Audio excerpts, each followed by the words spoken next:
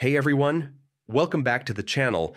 Today I'm going to show you how to clean up your WordPress media library using two super easy methods. By the end of this video, you'll know exactly how to free up space, speed up your website, and keep your media library organized. So stick around till the end.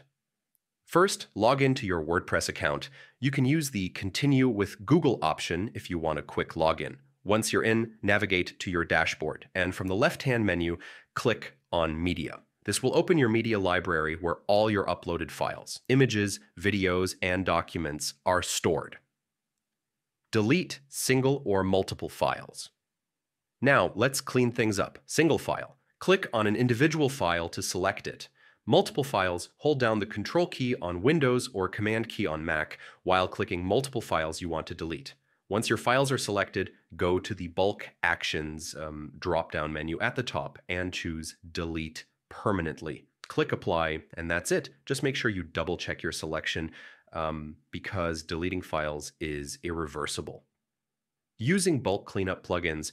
If you have a huge library and want a faster method, consider using a cleanup plugin.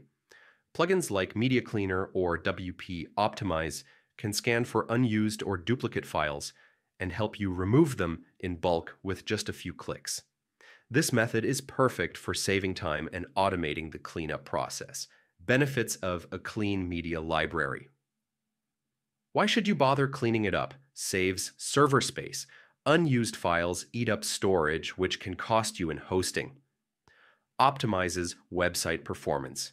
A lighter library means faster page load times, prevents clutter. It's easier to manage your files and find what you need, and that's it.